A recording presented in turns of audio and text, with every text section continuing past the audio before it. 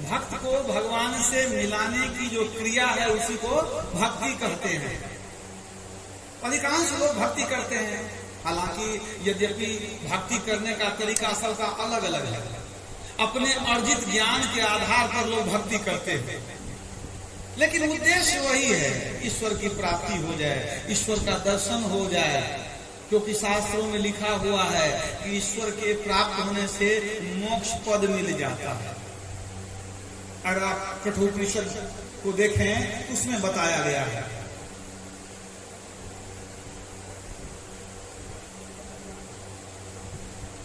कि यदि इस जन्म में ब्रह्म को जान लिया तो व्यक्ति को मोक्ष मिल जाता है, और यदि नहीं जाना तो आवागमन में भटकता रहता है। इह चेद सकद बौद्धुम प्राक सर्यस्य विस्तृसः ततः सर्गेषु लोकेषु सर्वत्वाय कल्पते। अर्थात यदि मरने के पहले ईश्वर को तुमने पा लिया, जान लिया, तो तुमको मोक्ष की प्राप्ति होगी। यदि तुमने ईश्वर को नहीं जाना तो बार बार विभिन्न विनाशशील लोकों में शरीर भाव को प्राप्त होते रहोगे, विभिन्न लोकों में जाओगे, जन्म लोगे और मरते रहोगे। तो उपनिषद की वाणी के अनुसार यदि ईश्वर को कोई जान लिया तो वह जन्म मरण के चक्र से छूटकर मोक्ष पद पाता है, और यदि नहीं जाना तो विभिन्न शरीरों में जन्म लेता है और मरता रहता है। जिसके लिए भगवान श्री कृष्ण ने भी कहा कि वाशांसि जीर्णानि यथा विहाय नवानि गृह्णाति नरोपराणि तथा शरीराणि विहाय जीर्णा नन्यानि संयाति नवानि देहि। हे अर्जुन, जिस प्रकार हमारा शरीर पुराने पुराने वस्त्रों को उतार कर फेंक देता है, नए नए वस्त्रों को पहनता रहता है, उसी प्रकार यह जीवात्मा पुराने पुराने शरीरों को फेंक देती है और नए नए शरीरों को धारण करती रहती है। मतलब जीव वही है, शरीर बदलता रहता है। ये क्रम जो है दुखदायी है, शरीर का बदलना दुखदायी है। जन्म लेते हैं तो रोते हैं, जीवन भर रोते हैं, मरते समय भी रोते हैं। और जब यह शरीर का बदलना रुक जाए, इसी को मोक्ष कहते हैं। परम पद में समा जाना, ईश्वर को पा लेना, मतलब है आवागमन का चक्र छूट जाना। न जन्म लेंगे, न मरना पड़ेगा, न संसार में आएंगे, तो कहाँ रहेंगे? सदा के लिए प्रभु में समा कर रहेंगे, सदा के लिए प्रभु में ही मिल जाएंगे। जैसे कोई एक बूंद जल समुद्र में जाकर मिल जाए तो उसमें जाकर स्थिर हो जाता है। जैसे नदी चलती रहती है, नदी का जल जो है वेगवती रहता है, और वही जल जब समुद्र में मिल जाता है तो स्थिर हो जाता है। उसी तरह जीव जब ब्रह्म में मिल जाता है तो वह शांत स्थिर हो जाता है। सरिता जल जल निधि मह जाई, हो ही अचल जन जीव हरि पाई। तुलसीदास जी कहते हैं जैसे सरिता का जल समुद्र में जाकर अचल स्थिर हो जाता है, उसी तरह जीव ब्रह्म को पाकर अचल स्थिर हो जाता है। इसी को पलटू साहब ने कहा, जो गया साहब को खोजने वह आपे गया हेराए है जी, समुद्र में बूंद पड़ा उसी में गया समाये है जी। समुद्र में बूंद पड़ गया तो दोनों चूंकि एक ही था, दोनों जल ही था, तो दोनों मिलकर एक में हो गया, तो जो जीव है वही ब्रह्म है। तो ईश्वर को क्यों पाना चाहिए? अगर जीवन में सुख शांति चाहते हैं, आवागमन से छूटना चाहते हैं, मृत्यु के भय से बचना चाहते हैं, तो ईश्वर को पाना होगा। तो जितने भी भक्ति करने वाले भक्तजन हैं, सबकी अभिलाषा होती है कि कभी न कभी प्रभु ईश्वर दर्शन देंगे। इसी अभिलाषा से लोग भक्ति करते हैं। तो भक्ति करते हैं, लेकिन उस तरह का सुपरिणाम मिलता नहीं है जो हम चाहते हैं कि ईश्वर मिल जाए, वो होता नहीं है, परिणाम वैसा नहीं मिलता।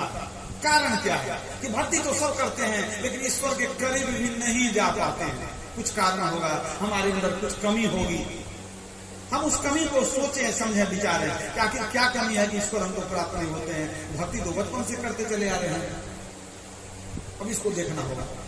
हो सकता है हमारे अंदर कुछ त्रुटि हो, हमारी योग्यता में कुछ कमी हो, इसलिए ईश्वर से हम दूर रह जाते हैं। तो क्या योग्यता होनी चाहिए ईश्वर को पाने के लिए? जब भगवान श्री राम वाल्मीकि जी के आश्रम पर गए तो वाल्मीकि जी ने कहा, चिदानंदमय देह तुम्हारी विगत विकार जान अधिकारी। हे प्रभु परमात्मा राम, आपका जो रूप है वो कैसा है? चैतन्य है, आनंद स्वरूप है। आप कैसे हैं? चैतन्य है, आनंद स्वरूप हैं। चिदानंदमय देह तुम्हारी, विगत विकार जान अधिकारी। आपको जानने का अधिकारी वही है जो विगत विकार हो गया है। विगत विकार मतलब विकार से रहित। विकार किसे कहते हैं? खट विकार सुनते हैं हम लोग। काम, क्रोध, लोभ, मोह, मद, मात्सर्य, 6 प्रकार के विकार हैं। तो वाल्मीकि जी कहते हैं कि आपको वही पा सकता है, आपको वही जान सकता है जिसके अंदर में 6 विकार नहीं है। विकार कहाँ उत्पन्न होता है? मन के अंदर। मन में ही तो ये विकार उत्पन्न होता है। तो वाल्मीकि जी ने स्पष्ट कर दिया कि जिसके अंदर में काम, क्रोध, लोभ, मोह, मद, मात्सर्य है वो आपको न जान सकेगा, न पा सकेगा। भले आपका दर्शन कर ले, लेकिन आपको पाना संभव नहीं है। दर्शन तो रावण को भी हुआ, लेकिन बेचारा मारा चला गया। नहीं होता तो लंकेश बना हुआ था। तो कहने का मतलब ये दर्शन नहीं है। रूप का दर्शन कर लिए, कल्याण तो नहीं हुआ, मोक्ष तो नहीं मिला। असली दर्शन से मोक्ष होता है। तो अब यह है कि विकार नहीं रहेगा तब प्रभु मिलेंगे। किसने कहा? वाल्मीकि जी ने। किसको सुनाया? भगवान राम को। लेकिन भगवान राम ने मुस्कुरा दिया। ये नहीं कहा कि नहीं आप ज्यादा कह दिए, अतिशोक्ति हो गई। उन्होंने भी मन ही मन स्वीकार कर लिया। अब पुनः भगवान राम जब उपदेश देने लगे तो उसी रामचरितमानस में आया है, उन्होंने बता दिया कि हमको कौन प्राप्त करेगा। अपने मुंह से भी उन्होंने कहा। क्या कहा उन्होंने? निर्मल मन जन सो मोहि पावा, मोहि कपट छल छिद्र न भावा। निर्मल मन जन सो मोहि पावा।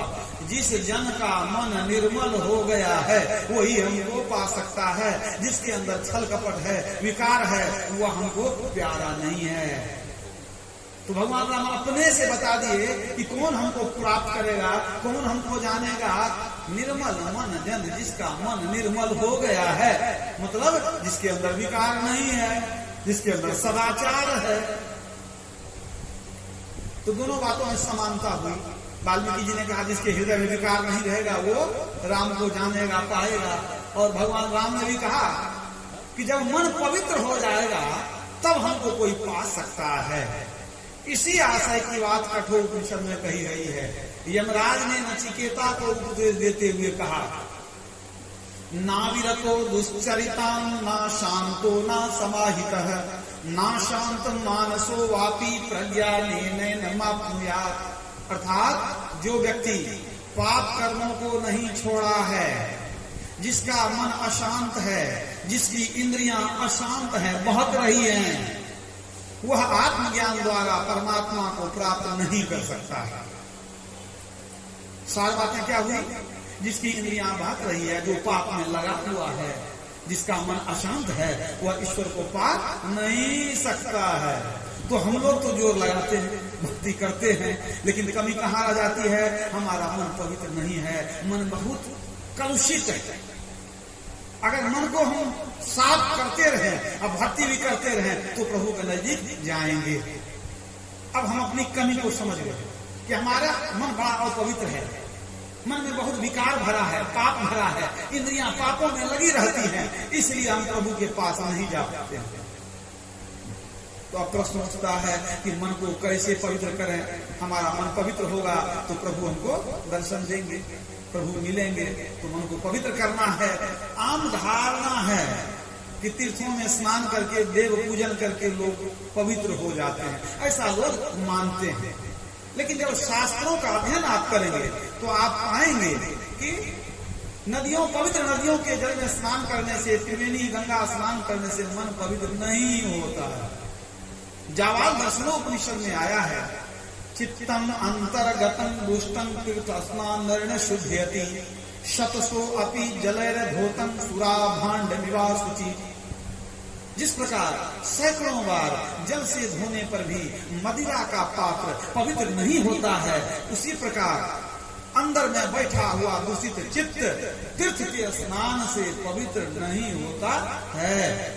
अगर विश्वास न हो तो आप लोग अपने में अनुभव करें कि आपका मन जैसा था, आप गए तीर्थ में स्नान करके आए, तो क्या आपका मन पवित्र हुआ? क्या आप में परिवर्तन आया? अगर नहीं आया, इसका मतलब है कि मन को पवित्र करना मन जल से संभव नहीं है, खास करके तीर्थों के जल से हम चाहे मन को पवित्र करें, संभव नहीं है। तुलसीदास जी ने विनय पत्रिका में लिखा, सबसे अंतिम ग्रंथ है विनय पत्रिका तुलसीदास जी की। तो कोई व्यक्ति जीवन में मान लीजिए 10 ग्रंथ की रचना किया, तो सबसे निचोड़ बात इस ग्रंथ में होगी जिसको उसने अंतिम में लिखा है। अंतिम जो ज्ञान होता है उसी को अनुभव ज्ञान कहते हैं, वो निचोड़ ज्ञान होता है, सार ज्ञान होता है। पहले रामायण को उन्होंने लिखा, बाद में विनय पत्रिका को लिखा, तो उन्होंने सार ज्ञान को भरा। वो तुलसीदास जी कहते हैं अंतर मलिन विषय रस अति, हमारा मन जो है बड़ा मलिन है विषय भोग के कारण, विषय रस में रूप रस गंध स्पर्श शब्द 5 विषय को भोगते रहते हैं। अंतर मलिन विषय रस अति, तन पावन करिए पखारे, अमरई न उरग अनेक जतन, बल्मीक विविध विधि मारे। उरग मन सांप, अब बल्मीक मन मिट्टी। तुलसीदास जी कहते हैं सांप बिल में घुस गया और तुम लाठी से मिट्टी को पीटते रह जाओ, क्या सांप का कुछ बिगड़ेगा? सांप का कुछ भी नहीं बिगड़ेगा। मिट्टी को कितना भी लाठी से पीटे हैं, सांप नहीं मरने वाला है। उसी तरह अंतर मलिन विषय रस अति, अपन पावन करिए पखारे, तेरा मन विषय भोग से अंदर में गंदा है और तू शरीर को जल से धो रहा है, तो क्या मन पवित्र होगा? जैसे गिर में घुसा हुआ सांप मिट्टी को पीटने से नहीं मरता, उसी तरह बाहर में जल से धोने पर हमारा मन पवित्र नहीं होता। ब्रह्मांड कवि ने कहा, काशी नहाए मथुरा नहाए, नहाए हरिद्वार रे, 4 धाम तीर्थ करी आयो, मन का नहीं सुधार। तीर्थ में जाने से मन पवित्र नहीं होता है। पलटू साहब ने कहा कि हमने भी बहुत तीर्थ किया।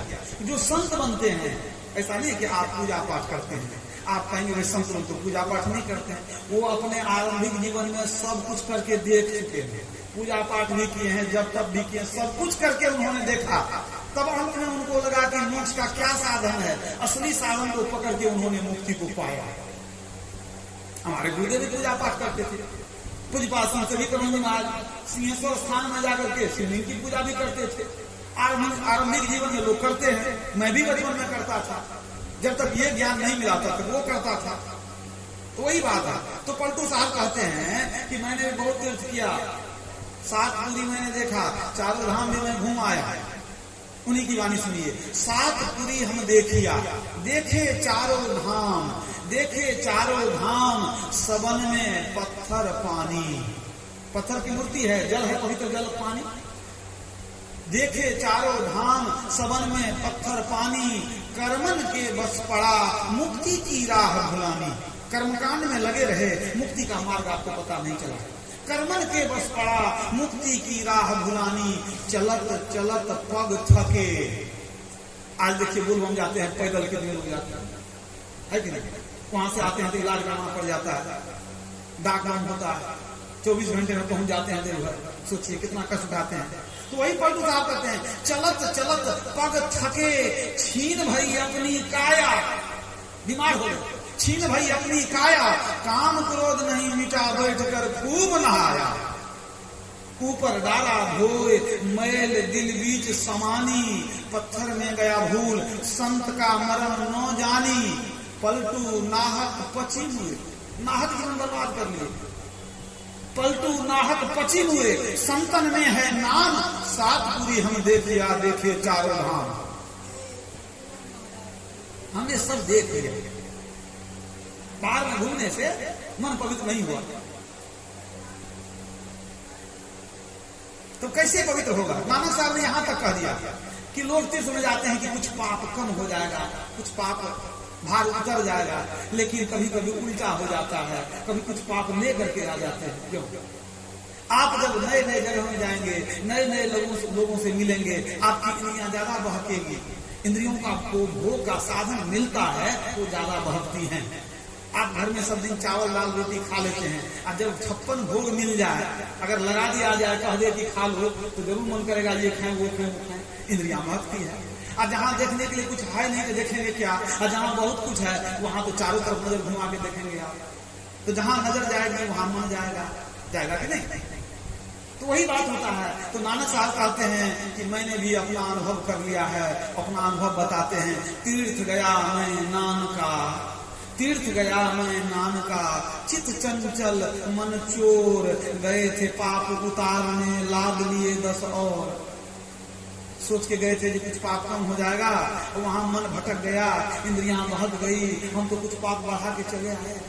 तो तीर्थ में घूमने से आज तक किसी का पाप खत्म नहीं हुआ है। अगर हो ही जाता तो देखिए भारत सरकार जो प्रत्येक शहर में जेल बना करके हजारों कैदियों को बैठा कर खिलाती है, सबको ले जाना चाहिए ट्रेन में भर भर के। अब त्रिवेणी स्नान करा दे, वहाँ गंगा सागर स्नान करा दे और निकाल दे, भाई ये सब पवित्र हो गया, अब ये लोग बुरा कर्म नहीं करेगा। ऐसा होता नहीं होता। तो कहने का मतलब है कि तीर्थ के जल में स्नान करने से मन पवित्र नहीं होता। और जब मन पवित्र नहीं होगा तो प्रभु के नजदीक जाएंगे कैसे? तो पता तो लगाना पड़ेगा ना कि हमारी जो कमी है, मन मलिन है। हालांकि हम बाहर से सुंदर दिखते हैं, मन मलिन तन सुंदर कैसे, विष रस भरा कनक घट जैसे। सोने का घड़ा हो और उसके अंदर जहर भरा हो, वही हम हैं। कैसा है? विष रस भरा कनक घट जैसे। जैसे सोने के घड़े में विष भरा हो, देखने में हम सुंदर हैं, हमारा रूप अच्छा है, पहनावा अच्छा है, लेकिन मन बड़ा गंदा है, मन मलिन तन सुंदर कैसे। तो हमको मन को पवित्र करना है, तब कहाँ पवित्र होगा? क्या उपाय है? दुनिया में भटक के मर जाएंगे, कहीं मन पवित्र नहीं होगा। उसके लिए एक ही एक मात्र उपाय है। क्या है? ये सत्संग। एक ही उपाय, याद रखिएगा। एक बंगाली महात्मा हुए, योगीवर पंचानन भट्टाचार्य। उन्होंने कहा, करो साधु समागम, पवित्र होइबे मन, घुचिबे मोह अंधकार। साधु संतों का संग करो, अज्ञान रूपी अंधकार का नाश हो जाएगा, पवित्र होइबे मन, मन तेरा पवित्र हो जाएगा। तो सत्संग में आकर मन पवित्र होता है। सठ सुधरहि सतसंगति पाई, पारस परसि पुधातु सुहाई। मज्जन फल देखिए तत्काला, काक होहि पिक बगौ मराला। कौआ कोयल हो जाता है, बगुला हंस हो जाता है। इस सत्संग में आकर के कौआ कोयल हो जाता है, मतलब जो कौआ की तरह कर्कश बोलता है वह कोयल की तरह मधुर बोलने लगता है। बगुला हंस हो जाता है का मतलब है कि बगुला जो है मांसाहारी है, वो हंस हो जाता है, उसका भोजन सुधर जाता है। तो सत्संग में आके सुधार निश्चित है, याद रखिए। अगर सुधार करना है तो सत्संग में आना पड़ेगा। अगर आप सत्संग नहीं करते हैं तो ऐसा नहीं है कि आप संग नहीं करते होंगे, संग जरूर करते होंगे। तब क्या करते होंगे आप? अगर सत्संग नहीं करेंगे तो कुसंग करेंगे, लेकिन संग करना मनुष्य का स्वभाव है। हम लोग पढ़ते थे man is a social animal, मनुष्य एक सामाजिक प्राणी है, समाज में रहना चाहता है, कोई अकेला रहना नहीं चाहता। ध्यान दीजिएगा, कोई अकेला रहना नहीं चाहता। कोई जवान है तो उसको संगी साथी होता है, मित्र लोग होते हैं ना। और कोई बहुत बूढ़ा है, वो भी खोजते हैं कि हमारे पास कोई आगे बैठे, मित्र लोग बैठे। कोई बहुत बूढ़ा आदमी है, कोई उसके पास नहीं जाता, खाना पहुंचा दिया, दवाई दे दिया। अगर उसको कोई बूढ़ा मित्र आ गया फिर मिलने, अगर उसको कह दे कि देखिए आपका तो बेटा बहुत मानता है, सारी व्यवस्था कर रखा है, देखते हैं दवाई पानी भोजन फल सौदर दिया है, आपको तो कोई कष्ट नहीं होगा, तो बूढ़ा क्या बोलेगा? निराश होकर के, अरे आप देखते हैं कि ये खाना पीना दवाई पानी यही देखते हैं आप, अरे दिन भर भूत की तरह पड़े रहते हैं, कोई मेरे पास नहीं आता। उसको क्या दुख है? कोई मेरे पास नहीं बैठता, अकेला रहना नहीं चाहता, संगति चाहिए, कोई आदमी चाहिए। सोचने की बात है जो पूरा नहीं दिया। अब अंतिम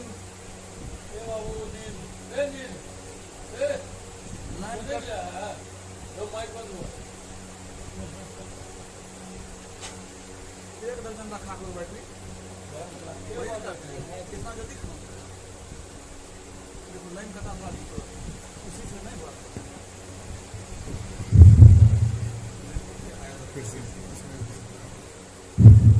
श्री सद्गुरु महाराज जी, जो व्यक्ति पूरा जीवन जी लिया, अब वो चलने की तैयारी पर है, अंतिम समय है, वो भी खोजता है कोई मेरे पास रहे। वो क्या कहता है? बेटा हर दिन रोजगार में रहता है, बहू को घर के काम से छुट्टी नहीं है, बच्चे लोग स्कूल में रहते हैं, दिन रात पड़े रहते हैं अकेले, कोई मेरे पास नहीं रहता। ये बहुत बड़ा दुख है। सोचने की बात है, उसको आदमी की जरूरत नहीं है, फिर भी सोचता कोई रहे। आप कहेंगे कि नहीं, उसको हो सकता है बचपन से आदत लग गई है, सब दिन लोगों के बीच में रहा है, तो सब दिन की आदत कैसे छूटेगी, इसलिए वो आदमी को खोजता होगा। आपके मन में ये प्रश्न हो सकता है। तो मैं दूसरा उदाहरण देता हूँ। जो बच्चा मात्र 1.5 साल का है, अभी बच्चे को माँ दूध पिला देती है, घर में सुला देती है और अपने चले जाती है रसोई में। अब बच्चे की नींद अगर अचानक खुल गई तो क्या होता है, एक बार सामने देखेगा, एक बार बाएं, एक बार दाएं देखेगा, कोई नहीं है तो रोना शुरू। अब बताइए उसको कौन आदत लगी हुई है? वो जन्म लिया है, पेट से आया है बाहर, उसको कौन आदत लगा दिया? अभी आदत नहीं लगी है, लेकिन वो जन्मजात संस्कार है उसका, समझ रहे हैं? अब वो रोना शुरू, तुरंत माँ दौड़ के जाती है, उसको गोद में लेती है, माँ को देख ले, भाई को देख ले, तुरंत चुप हो जाएगा। क्यों? अकेला रहना नहीं चाहता, कोई नहीं रहना चाहता। सबको संगी चाहिए, साथी चाहिए, किसी न किसी का साथ चाहिए, संग चाहिए। जब आप संग के बिना आप रह नहीं सकते। और जब संग करेंगे तो दो प्रकार का संग होगा, या तो कुसंग या सुसंग। कुसंग जहां आपकी बुद्धि खराब हो जाए, बुरे लोगों का संग कुसंग, अच्छे लोगों का संग सुसंग। और सुसंग को ही थोड़ा परिमार्जित कर दीजिए तो सत्संग हो जाता है। इसलिए भगवान बुद्ध ने धम्मपद में लिखा, नौ भजे पाप के मित्ते, नौ भजे पुरुषाध में, भजेथ मित्ते कल्याणे, भजेथ पुरुष उत्तमे। नौ भजे पाप के मित्ते, पापी लोगों से मित्रता मत करो। नौ भजे पाप के मित्ते, नौ भजे पुरुषाध में, अधम पुरुषों का संग मत करो। तब क्या करो? भजेत मित्ते कल्याणे, जो कल्याणकारी व्यक्ति है उसके पास बैठो। भजेत पुरुष उत्तमे, उत्तम पुरुषों का संग करो, उत्तम पुरुषों का संग करो। यही बात हमारे गुरुदेव ने कह दिया, सतजन सेवन करत, सतजन सेवन करत, नित सत्संगति करना। सज्जनों का संग करो, महापुरुषों की सेवा करो, सत्संग करो। सतजन सेवन करत, नित सत्संगति करना। वचन अमीय दे ध्यान, श्रवण करी चित्त में धरना। वचन रूपी अमृत जब सुनने के लिए मिले तो कान से सुनो, हृदय में धारण करो। वचन अमीय दे ध्यान, श्रवण करी चित्त में धरना। मनन करत नहीं बोध हो तो पुनी समझी जाए। घर में जाके सोचने लगे, बाबा क्या कहे थे, समझ में बात नहीं आई, तो क्या करेंगे? अगर बात समझ में नहीं आई तो पुनी समझी जाए, फिर से समझ लीजिए कि बाबा ये आपको कहे समझ में नहीं आई बात। अगर इस समझ में आ गई तब क्या करेंगे? समूजी बोध जो होए, समझ गए, ज्ञान हो गया तो रहनीता सम कर लीजिए। अब जीवन में उतार लीजिए, अपने रहनी को वैसा बनाइए जो संत लोगों ने कहा। तो मार क्या कहते हैं कि भाई महापुरुषों की सेवा करो, सत्संग करो, सत्संग को सुन करके अपने हृदय में धारण करो। नहीं समझो तो दोबारा पूछो, और समझ जाओ तो धीरे धीरे जीवन में उतारो, तब सत्संग का लाभ होगा। तो संग के बिना कोई रह नहीं सकता है। तो सत्संग करेंगे या कुसंग करेंगे? जो निंदा शिकायत करने वाला व्यक्ति है, जो बुरी बातें सुनाता है, उसके संग में बैठेंगे तो धीरे धीरे वही सब सीख करके आपका पूरा चरित्र बिगड़ जाएगा। इसलिए हानि कुसंग सुसंगति लाहू, लोक वेद विदित सब काहू। गगन चढ़ाई रज पवन प्रसंगा, कीचई मिलत नीच जल संगा। तुलसीदास जी कहते हैं हानि कुसंग सुसंगति लाहू। कुसंग से हानि होती है, सुसंग से लाभ होता है। सारे संत भगवान का एक ही कहना है कि सुसंग करो, सत्संग करो, सत्संग करो। मैंने क्या कहा था आपको कि आपका मन पवित्र कहाँ होगा? सत्संग में आकर के, तब मन पवित्र होगा। कबीर साहब के एक प्रधान शिष्य धर्मदास जी, उनकी वाणी है, भरा सत्संग का दरिया, नहा लो जिसका जी चाहे। इस सत्संग को त्रिवेणी संगम भी कहा गया, अभी आप सुन रहे थे, त्रिवेणी संगम भी कहा गया है, इसको दरिया भी कहा गया है। तो दरिया में लोग डुबकी लगाते हैं, नहाते हैं। तो धर्मदास जी कहते हैं भरा सत्संग का दरिया, नहा लो जिसका जी चाहे। आप कहेंगे भाई त्रिवेणी में जाते हैं, कहीं और जाते हैं तो डुबकी लगाते हैं, पानी रहता है तो डूबते हैं। यहाँ कौन पानी है, कैसे डूबेंगे इसमें? तो यहाँ पानी तो नहीं है, लेकिन यहाँ संतों की वाणी है। यहाँ शरीर को नहीं डुबाना है, आपको मन को डुबाना है। तो वही कहते हैं धर्मदास जी, भरा सत्संग का दरिया नहा लो जिसका जी चाहे, जिगर से दाग पातक का छुड़ा लो जिसका जी चाहे। तुम्हारे हृदय में पाप का दाग लगा हुआ है, तुम सत्संग रूपी दरिया में डुबकी लगाओगे, धीरे धीरे तेरे जो है धुल जाएंगे। न ऐसा और तीर्थ है जहां में दूसरा कोई, गया हरिद्वार में जाकर आजमा लो जिसका जी चाहे। हृदय को पवित्र करने वाला ऐसा तीर्थ दुनिया में दूसरा है ही नहीं।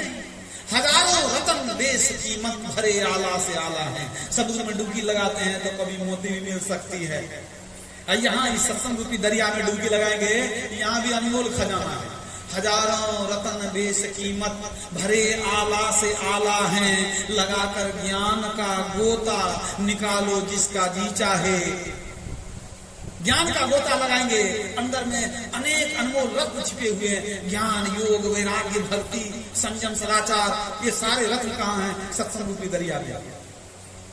हजारों रत्न देश कीमत भरे आला से आला हैं, लगाकर ज्ञान का गोता निकालो जिसका जी चाहे। तो धर्मदास जी वही कहते हैं। और देखिए अनेक संतों की वाणी में ये बात आई है। सुंदरदास जी कहते हैं, सत्संग नित प्रति कीजिए, मति होए निर्मल सार रे। सत्संग से क्या होगा? मति होए निर्मल। मति निर्मल मतलब मन आपका पवित्र हो जाएगा।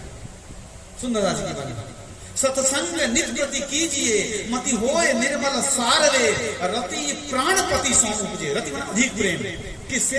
परमात्मा। प्राणपति माना परमात्मा। रति प्राणपति सौ उपजे, अति लहे सुख अपार रे। अपार सुख की प्राप्ति होगी, क्योंकि अभी हम लोग विषय सुख को जानते हैं। जब ईश्वर की प्राप्ति होगी, उनके नजदीक जाएंगे, तब जो सुख मिलेगा वो एक अलग सुख है।